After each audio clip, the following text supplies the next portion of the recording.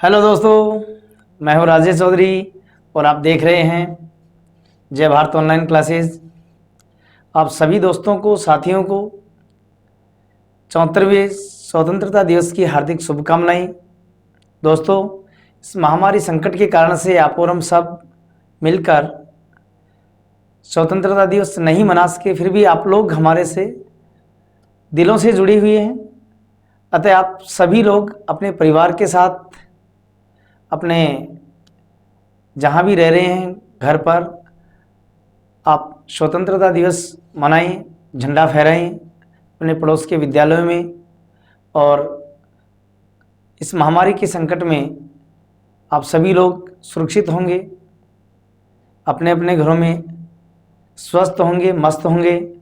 और दोस्तों, कल से अपना ऐप लॉन्च होने जा रहा है, तो अपने सभी साथियों को, सभी मिलने वालों को, जो भी प्रतियोगी परीक्षाओं की तैयारी कर रहे हैं, उन सभी को हमारे ऐप के बारे में बताएं, ऐप के सुझाव दें और ज़्यादा से ज़्यादा आप लोग लाइक करें, शेयर करें और अपने दोस्तों को इस ऐप और ऑनलाइन क्लासेस का लाभ दें।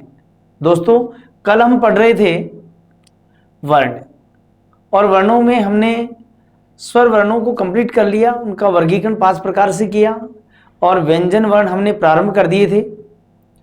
तो व्यंजन वर्णों को हमने 3 भागों में विभाजित किया, 3 श्रेणियों में विभाजित किया। पहले थे अपने स्पर्श वर्ण, जिनकी कुल संख्या हमने पढ़ी कि 25 होते हैं, जो कैसे प्रारंभ होंगे और मय तक पहुंच जाते हैं। फिर पढ़े हमने अंतस्थ वर्ण, जो कि 4 होते हैं, ये, र, ल और व। संस्कृत भाषा में उनका क्रम बदल जाता है। फिर पढ़े हमने उष्म वर्ण, जिनकी संख्या होती है 4, और उसके उपरांत पढ़े हमने संयुक्त व्यंजन वर्ण, जिनकी संख्या भी हमने 4 पढ़ी। और श्री, श्रृंगार शब्द, श्रृंखला शब्दों को शुद्ध कैसे लिखते हैं, इनकी जानकारी भी ली। आज हम पढ़ेंगे कि वर्णों का वर्गीकरण, वर्णों का वर्गीकरण पढ़ेंगे, जिसमें हम स्वर और व्यंजन दोनों ही प्रकार के वर्णों को, कि ये वर्ण कौन से स्थान से उच्चारित होते हैं, कौन कौन से वर्ण कौन कौन से स्थान से उच्चारित होंगे, ये जानकारी आज हम जुटाएंगे। तो दोस्तों, आप सभी लोग साथ साथ अपनी पेन कॉपी में नोट्स बनाते चलिए।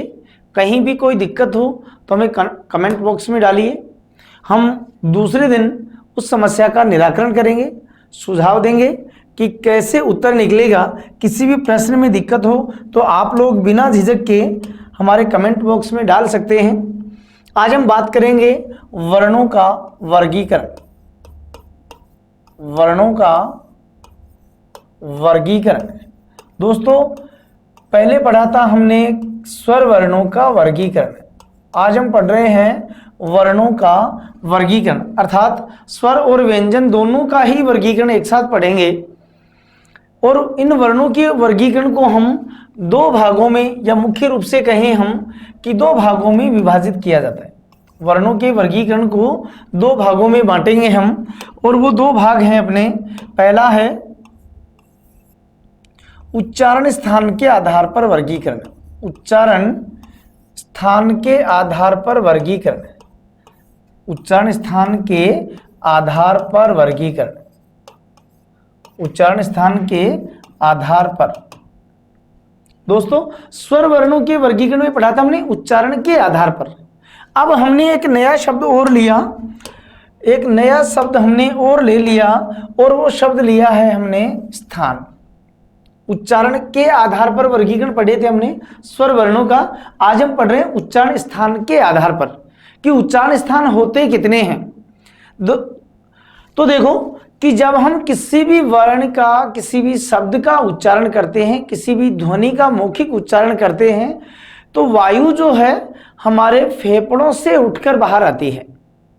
जब भी हम बोलते हैं, लगातार बोलते जाते हैं, तो हम कुछ पल के लिए रुककर हवा अंदर लेते हैं और उसके बाद में पुनः बोलना प्रारंभ कर देते हैं। तो वायु बोलते समय फेफड़ों से उठकर मुख मार्ग से बाहर निकलती है।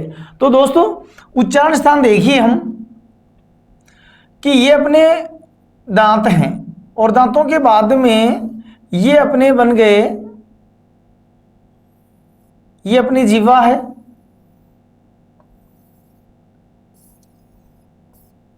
ये अपनी जीवा, यहां से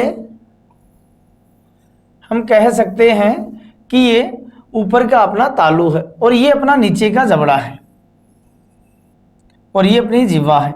तो जब हमारे पेट से वायु बाहर निकलती है तो सर्वप्रथम यहां गले में, अर्थात सर्वप्रथम प्रवेश करती है कंठ में। कंठ के बाद में जो उच्चारण होता है वो हमारी जीवा ऊपर तालू की तरफ जाती है। कहाँ जाएगी? तालू में। तालू के बाद में जो वायु निकलेगी हमारी वो टकराएगी अपनी, या हमारी जो जीवा टकराएगी वो टकराएगी मूर्धा से, यानी कि हमारी जीवा उठकर मसूड़ों को टच करती है। इसके बाद में हमारे दांतों को स्पर्श करती है, अर्थात कहलाएंगे वो दंतावर्ण। और फिर कई बार हमारे होठ दोनों आपस में मिलते हैं जिसके कारण से हम कहेंगे उनको ओष्ठवर्ण। ओष्ठ के बाद में जब हम कहें कि हमारी होठों के ऊपर जो नाक चढ़ी होती है यानी कि नासिका वर्ण, अर्थात एक निश्चित क्रम से वर्णों का उच्चारण होता रहता है। तो दोस्तों हमारा जो उच्चारण स्थान है वो कहाँ से प्रारंभ होगा? कंठ से प्रारंभ होगा और हम कहाँ तक पहुँचेंगे? नासिका तक। अर्थात जो अपने उच्चारण स्थान है, जो अपने उच्चारण स्थान है वो कंठ, कंठ के बाद में तालु, तालु के बाद में इस स्थान को कहेंगे मूर्धा, और मूर्धा के बाद में दंत, दांतों के बाद में ओष्ठ, और होठों के ऊपर नासिका, अर्थात इनके माध्यम से हम वर्णों का उच्चारण स्थान मानते हैं। तो सर्वप्रथम हम प्रारंभ करते हैं अपना पहला उच्चारण स्थान। पहला उच्चारण स्थान होगा अपना कंठ। पहला उच्चारण स्थान कौन सा मानेंगे हम? कंठ को।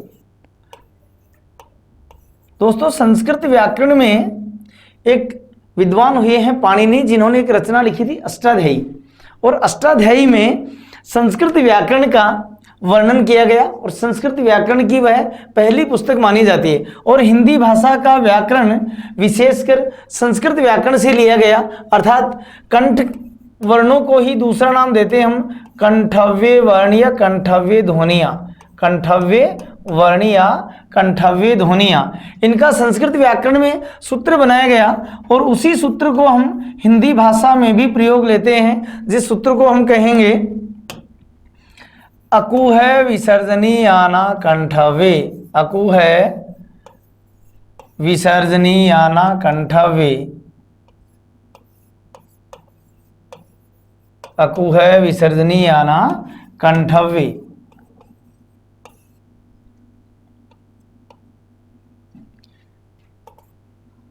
दोस्तों ये जो हम चिन्ह लगाते हैं, इस चिन्ह को क्या नाम देते हैं? इस चिन्ह को कहा जाता है, चिन्ह को कहा जाता है उद्धरण चिन्ह। अपनी परीक्षाओं में बहुत बार पूछा जाता है कि उद्धरण चिन्ह का कब और कैसे प्रयोग किया जाता है। एलडीसी के एग्जाम में आया था कि उद्धरण चिन्ह का प्रयोग किया जाता है और 4 विकल्प दे दिए। और उद्धरण चिन्ह 2 प्रकार से लगाते हैं, कई बार एक लगाया जाता है और कई बार डबल का प्रयोग करते हैं, दो का प्रयोग करते हैं। यदि कहीं 2 का प्रयोग किया जाता है तो उसे कहेंगे दोहरा उद्धरण। क्या नाम देंगे उसे? दोहरा उद्धरण। और एक लगाया जाता है तो उसे नाम दिया जाता है इकहरा उद्धरण। दोनों को क्या बोलेंगे हम? उद्धरण चिन्ह। दोनों को क्या कहेंगे? उद्धरण चिन्ह। जब 2 को लगा देंगे तो नाम देंगे उसे दोहरा उद्धरण, और जब एक ही लगाया जाएगा तो उसे नाम देंगे हम इकरा उद्धरण। एक का प्रयोग कब करेंगे और 2 का प्रयोग कब किया जाता है? परीक्षाओं में पूछा जाता है कि इकरा उद्धरण का प्रयोग कब किया जाता है, या दोहरा उद्धरण का प्रयोग कब करते हैं, या 4 विकल्पों में 4 विराम चिन्हों का प्रयोग कर दिया जाता है। जैसे आपको दे दिया ये पूर्ण विराम और अर्धपूर्ण विराम, या उद्धरण चिन्ह, अर्थात इन चिन्हों के क्या पूछ लिए जाते हैं, हमें नाम पूछे जाते हैं। और ये जो चिन्ह हम दोनों तरफ लगाते हैं इसको नाम देंगे हम उद्धरण चिन्ह। तो एक कब लगाएंगे और दो कब लगाए जाते हैं, एक का प्रयोग कब करेंगे और दो का प्रयोग कब करेंगे, ये विशेष ध्यान में रखना कि इकहरा उद्धरण का प्रयोग कब करेंगे और दोहरे उद्धरण का प्रयोग कब किया जाता है। तो सर्वप्रथम बात करें हम इस उद्धरण चिन्ह की, क्योंकि हमें बार बार उद्धरण चिन्ह का प्रयोग करना होता है। तो इकहरा उद्धरण और दोहरा उद्धरण का प्रयोग कब किया जाता है। तो देखो दोस्तों, दोहरे उद्धरण का प्रयोग करेंगे हम जब किसी व्यक्ति विशेष के द्वारा कही गई उक्ति को ज्यों का त्यों लिखते हैं। किसी व्यक्ति विशेष के द्वारा कही गई उक्ति को ज्यों का त्यों लिखते हैं तो वहां सदैव दोहरे उद्धरण का प्रयोग किया जाता है। अब यहां दोहरे उद्धरण का प्रयोग क्यों किया, क्योंकि मैंने अभी क्या कहा आपको कि पाणिनि ने जो व्याकरण लिखा था और पाणिनि जी ने जो सूत्र बनाए थे उन्हीं सूत्रों का प्रयोग हम हिंदी भाषा में ज्यों का त्यों करते हैं, इसलिए यहां पर दोहरे उद्धरण का प्रयोग किया गया। इकहरा उद्धरण कब लगेगा, इकहरा उद्धरण कब लगेगा, जब किसी व्यक्ति विशेष की उपाधि का वर्णन हो, जब किसी व्यक्ति विशेष की उपाधि का वर्णन हो या किसी व्यक्ति विशेष का उपनाम आए या किसी व्यक्ति विशेष के द्वारा रचित रचना का नाम आए तो वहां पर इकहरा उद्धरण का प्रयोग किया जाता है। जैसे मैं कहूं कि तुलसीदास ने रामचरितमानस की रचना की, तो रामचरितमानस को केवल इकहरा उद्धरण में प्रयोग करेंगे। हम कहें कि मोहनदास करमचंद को महात्मा के नाम से या महात्मा गांधी के नाम से जाना जाता है, तो महात्मा गांधी जो शब्द लिखेंगे हम वो इकहरा उद्धरण में लिखेंगे। सुभाष चंद्र बोस को नेताजी कहा जाता है, तो नेताजी शब्द हमेशा इकहरे उद्धरण के प्रयोग में प्रयुक्त होता है। अर्थात किसी व्यक्ति विशेष की कही गई उक्ति ज्यों की त्यों प्रयोग करेंगे तो हम दोहरे उद्धरण का प्रयोग करेंगे। और यदि किसी की उपाधि की रचना की जाती है, किसी का उपनाम बताया जाता है या किसी की रचना विशेष का वर्णन होता है, वहां पर इकहरे उद्धरण का प्रयोग होता है। अब हम बात करते हैं इस सूत्र की कि इस सूत्र में कौन कौन से वर्णों का वर्गीकरण किया गया, किस किस का नाम दिया गया कि कौन से वर्ण इस सूत्र के साथ प्रयोग हुए हैं। तो दोस्तों इसी सूत्र में सारे वर्णों का वर्गीकरण अपने सामने आएगा। अभी देखते हैं हम कि कौन कौन से वर्ण इस सूत्र की सहायता से पाणिनि जी ने प्रयुक्त किए थे। तो हम बात करें कि ऐसे लेंगे हम, ए वर्ण से वर्गीकरण होगा ए और आ। ऐसे क्या बन गया, ए आ। कैसे, कै वर्ग, कैसे कै वर्ग। अब वर्ग में हमने कल बात की थी कि एक वर्ग में 5 वर्ण होते हैं, तो इस वर्ग में कौन कौन से वर्ण आ गए, कै, ख, ग, घ और अंग। ये पांचों वर्ण क्या कहलाएंगे, अपने कंठे वर्ण या कंठे ध्वनियां। फिर उसके साथ में आया अपना वर्ण है। और ये देखो विसर्ग, तो विसर्ग को कैसे लिखेंगे हम, ये अपना हो गया विसर्ग।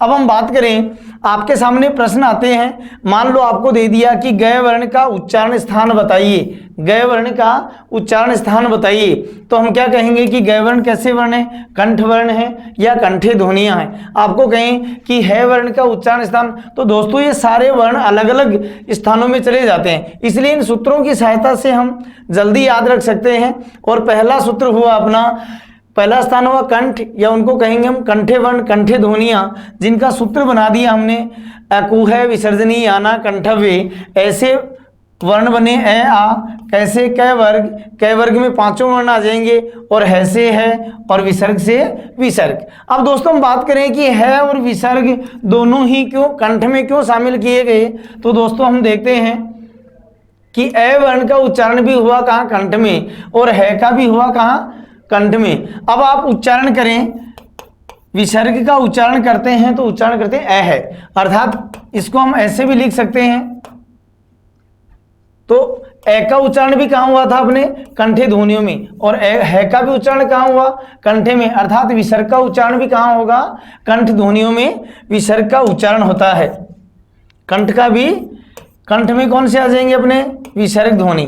अब हम दूसरे सूत्र की बात करें, कंठ के बाद में जो स्थान आता है अपना, उस स्थान को नाम देते हैं, दूसरा स्थान आ गया अपना तालु।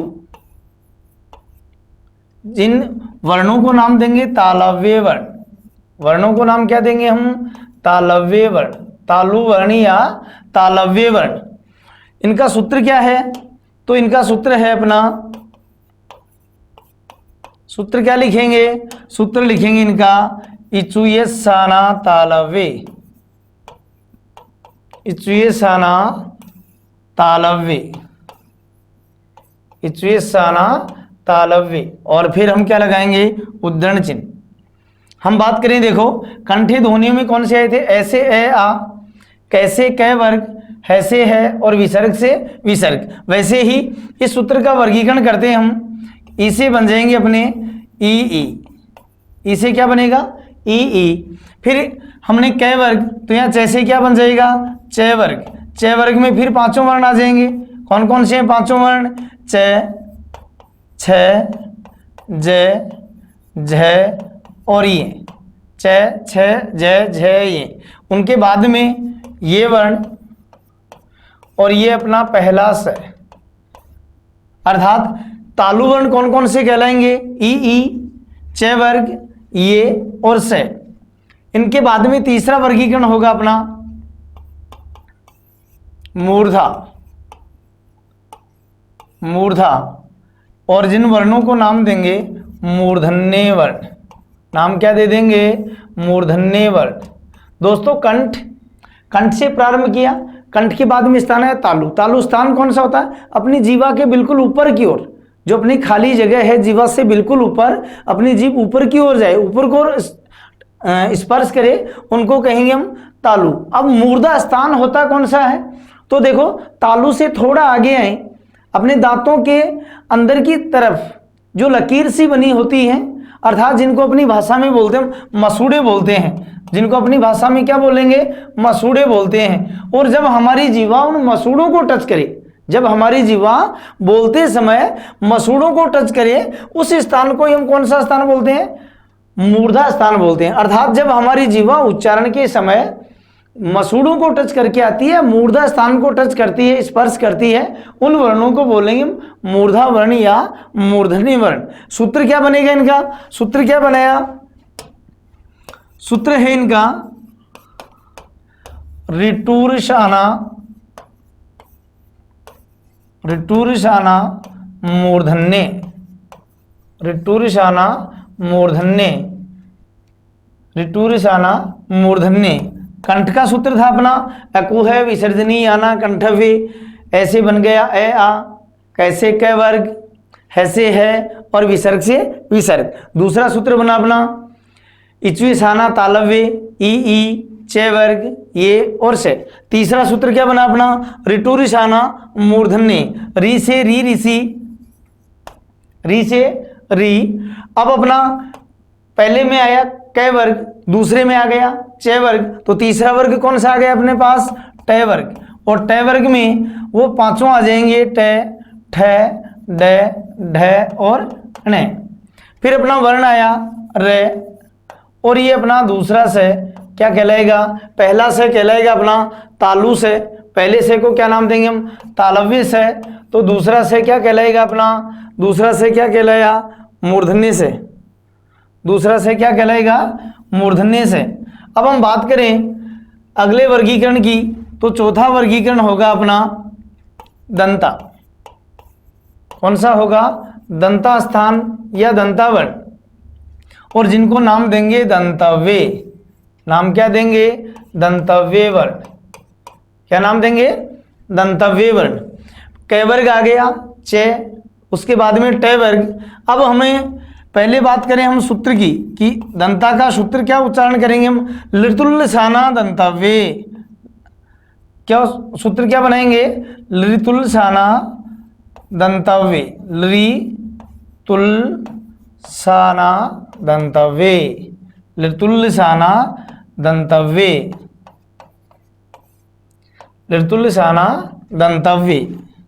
अब हम वर्णों की बात करें, लृ वर्ण जो कि अपने हिंदी भाषा में नहीं होता, लेकिन ये संस्कृत का सूत्र है और संस्कृत के वर्णों के लिए ही प्रयुक्त किया गया। तो लृ वर्ण, उनके बाद में वर्ग कौन सा आ गया अपना, तय वर्ग। और तय वर्ग में कौन कौन से वर्ण आ जाएंगे अपने, तय, थ, द, ध और न। फिर अपना वर्ण आया ल और अपना तीसरा स। पहले से को हमने कहा तालव्य से, दूसरा से कहलाएगा अपना मूर्धन्य से और तीसरा से कहलाएगा अपना दंतव्य से। अब हम बात करें कि एक अपने काव्य शास्त्र में हम पढ़ते हैं अनुप्रास अलंकार। कौन सा अलंकार पढ़ते हैं, अनुप्रास अलंकार। और अनुप्रास अलंकार का भेद है कि जिसमें एक ही उच्चारण स्थान से यदि कोई वर्ण का किसी शब्द में उच्चारित होने वाले वर्ण आते हैं तो वहां अलंकार भी कौन सा होता है, अनुप्रास अलंकार। जैसे हम एक शब्द लिखें तुलसीदास, क्या लिखा हमने, तुलसीदास। अब देखो इसमें आपको केवल एक ही शब्द दे दें, एक ही शब्द दिया कि तुलसीदास शब्द में कौन सा अलंकार है। और अलंकारों की जब हम बात करें तो अलंकार हमेशा किसी पद्यांश से निकाले जाते हैं, किसी पद्य में आते हैं, लेकिन यहां तो हमें केवल एक ही शब्द दिया कि तुलसीदास शब्द में कौन सा अलंकार है। तो दोस्तों यदि एक ही उच्चारण स्थान से उच्चारित होने वाले वर्णों का योग होता है तो वहां भी अलंकार कौन सा होता है, अपना अनुप्रास अलंकार। अब देखो आप, तय, तय किस में आया अपने, दंते वर्ण में। ले कौन सी में आ गया अपने, दंते वर्ण में। स कौन सी में आ गया अपने, दंते वर्ण में। फिर द और उसके बाद में स, यानी कि सारे वर्ण जो हैं अपने कौन से वर्ण हैं, दंता वर्ण हैं। और एक ही उच्चारण स्थान से उच्चारित होने वाले वर्णों से बना हुआ शब्द हमेशा अनुप्रास अलंकार भी बनाते हैं। हम बात करें अपने पांचवें वर्गीकरण की, दंता के बाद में हम बात करें पांचवें वर्गीकरण की, तो पांचवा आ गया अपने पास ओष्ठ। कौन सा आया, ओष्ठ वर्ण। ओष्ठ वर्ण जिनको हम कहेंगे ओष्ठव्य वर्ण, ओष्ठ या ओष्ठव्य वर्ण, ओष्ठ या ओष्ठव्य वर्ण। दोस्तों हमने प्रारंभ किया था कंठ से, कंठ, कंठ के बाद में आए, थोड़ी आगे आए तो उच्चारण स्थान बन गया तालु, तालु से थोड़े आगे आए तो अपना उच्चारण स्थान बन गया मूर्धा, मूर्धा के बाद में उच्चारण स्थान बन गया दांत, और दांतों के बाद में कहाँ पहुंच गए हम, ओष्ठ। ओष्ठ कहें या ओष्ठव्य वर्ण कहें, सूत्र बना दिए इनका, इनका सूत्र है उपध्यायानि ओष्ठव्ये, उपध्यायानि ओष्ठव्ये, उपध्यायानि ओष्ठव्ये। जब हम बात कर रहे थे केवल स्वर वर्णों के वर्गीकरण की, उस समय हमने पढ़े थे ओष्ठाकार वर्ण, वर्ताकार और अवर्ताकार। तो हमने वहां भी प्रयोग किया था कि उ वर्ण जो हैं वो हमारी ओष्ठ ध्वनियां हैं। तो हमारे कौन कौन से वर्ण बनेंगे, उ और तय वर्ग के बाद में आ गया अपना प वर्ग, और प वर्ग में कौन कौन से आ जाएंगे, प, फ, ब, भ और मैं। कौन कौन से बन गए अपने, प, फ, ब, भ, मैं। अर्थात ये अपने कहलाएंगे ओष्ठ वर्ण, जिनका उच्चारण हम होठों की सहायता से करते हैं कि जब हम इनका उच्चारण करेंगे तो हमारे होठ दोनों आपस में मिलान करते हैं, मिले बिना इनका उच्चारण होता ही नहीं है। जैसे हम बोले प तो हमारे होठ मिलकर फिर खुलते हैं, हम बोले फ, ब, भ, मैं, हर बार हमारे होठ आपस में क्या करते हैं, मिलते हैं, और मिलने के बाद में हमारे होठों का जब हम खोलते हैं तो उच्चारण कर पाते हैं। अर्थात इनका उच्चारण विशेष तौर से किसके द्वारा होता है, होठों के द्वारा होता है, इसलिए हम इनको कहते हैं ओष्ठ वर्ण। कि कंठ, कंठ के बाद में तालु, तालु के बाद में आ गया है मूर्धा, मूर्धा के बाद में ओष्ठ, और ओष्ठों के बाद में हम वर्गीकरण करेंगे नासिका। दोस्तों कई बार इनके ऊपर पूछा जाता है प्रश्न अपना कि यदि आपका नीचे का होठ काट दिया जाए, नीचे का होठ कट जाए, नीचे का होठ कट जाए तो आप कौन से वर्णों का उच्चारण नहीं कर पाते हैं। नीचे का होठ कटने का मतलब हुआ कि जब भी हम उच्चारण करते हैं तो ऊपर का जबड़ा एक जगह स्थिर रहता है और नीचे के होठ जो होते हैं या नीचे का जबड़ा जो होता है वो सक्रिय होता है। जब नीचे का जबड़ा ऊपर जाकर लगेगा तो हमारे होठ मिलते हैं और केवल पय वर्ग ही ऐसा है जो होठों के बिना उच्चारित नहीं हो पाता है, अर्थात विकल्प में कोई ना कोई पय वर्ग का वर्ण निश्चित रूप से दिया होगा जो अपना उत्तर होगा। तो दोस्तों आज के लिए इतना ही काफी, कल हम फिर मिलेंगे अगले एपिसोड में, तब तक देखते रहिए आप जय भारत ऑनलाइन क्लासेस। और पुनः एक बार 74वें स्वतंत्रता दिवस की राजेश चौधरी की ओर से, जय भारत ऑनलाइन क्लासेस की टीम की ओर से, जय भारत टीम की ओर से, जय भारत परिवार की ओर से आप सभी का हार्दिक अभिनंदन, स्वागत। जय हिंद, जय भारत, नमस्कार।